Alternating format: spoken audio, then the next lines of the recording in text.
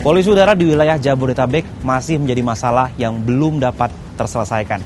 Bahkan beberapa waktu lalu, Jakarta sempat masuk dalam 10 besar kota di dunia dengan kualitas udara terburuk. Di tengah kepungan polusi ini, masyarakat masih beraktivitas seperti biasa. Padahal, berbagai macam ancaman penyakit dapat mengintai warga yang menghirup udara dari polusi.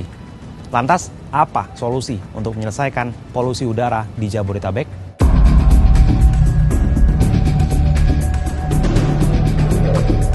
Persoalan polusi udara di wilayah Jabodetabek makin mengkhawatirkan.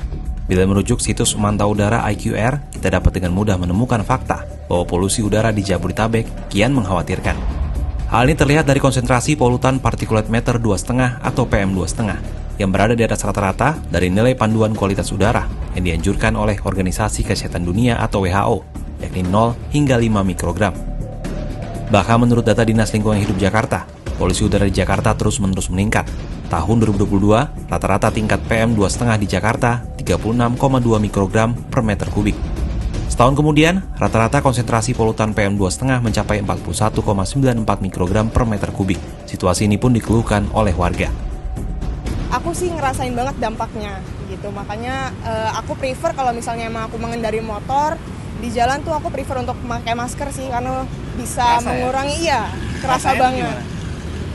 Mungkin aku sebagai orang yang sensitif ya, aku bisa batuk-batuk di jalan sih. Biasanya aku ngalaminnya batuk atau enggak aku bisa jadi gampang pilek gitu sih sebenarnya.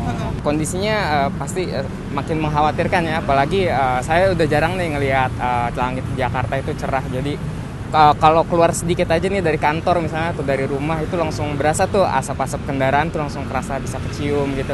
Dan nggak bisa saya nih keluar tanpa masker gitu. Jadi ada kekhawatiran sendiri sih. Lantas apa dampaknya terhadap kesehatan kita apabila kita terus-terusan menghirup polusi udara?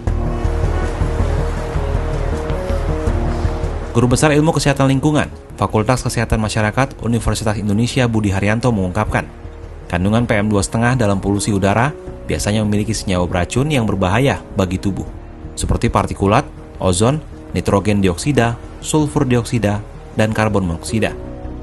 Jika terus-menerus dihirup dalam jangka panjang, ancaman penyakit seperti kanker, infeksi saluran pernapasan, serangan jantung, dan gagal ginjal bisa mengancam.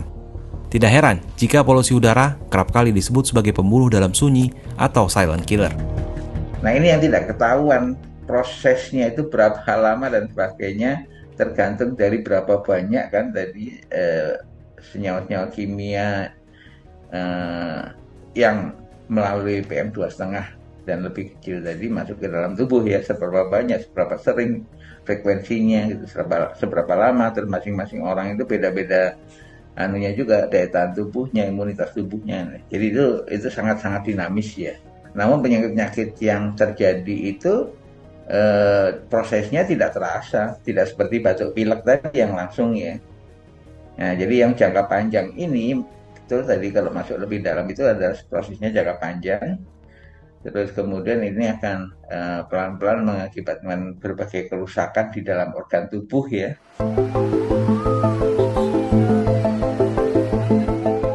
Persoalan polusi di Jabodetabek ini tentu mengkhawatirkan. Lantas, apa langkah yang bisa kita lakukan untuk menguranginya? Sebuah penelitian kerjasama dari Dinas Lingkungan Hidup DKI Jakarta dengan Vital Strategis pada 2020 menunjukkan sektor transportasi menjadi kontributor terbesar terhadap beban emisi pencemaran udara di Jakarta dan sekitarnya. Dari jumlah tersebut, 78% diantaranya merupakan sepeda motor.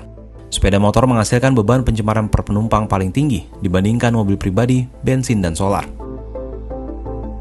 Dari data Badan Pusat Statistik 2022, terdapat 17,3 juta sepeda motor atau 65,6% dari total seluruh kendaraan di DKI Jakarta. Hal ini menjadikan motor sebagai kontributor utama polutan karbon monoksida dan hidrokarbon. Di sisi lain, mobil atau truk diesel juga menjadi penyumbang terbesar emisi nitrogen oksida dan materi partikulat dari sektor transportasi. Oleh sebab itu, salah satu alternatif untuk memangkas kadar polusi udara di Jakarta adalah dengan menghijaukan sektor transportasi. Beberapa solusi adalah menyediakan transportasi umum yang lebih banyak lagi agar semakin banyak warga memanfaatkan fasilitas publik ini, menyediakan sarana angkutan umum yang menggunakan energi ramah lingkungan, atau mendorong masyarakat untuk menggunakan kendaraan listrik pribadi berbasis baterai. Di Jakarta dan sekitarnya tersedia beragam pilihan moda transportasi berbasis listrik, yakni KRL, LRT, MRT, dan bus listrik. Selain ampuh mengurangi kemacetan, transportasi umum adalah salah satu cara memangkas polusi udara. Dengan menggunakan transportasi publik tentu merupakan salah satu langkah mudah untuk mengurangi polusi udara. Nah, bagaimana menurut sahabat Kompas? Apakah dengan menggunakan transportasi publik dapat efektif mengurangi polusi udara yang ada di wilayah Jabodetabek?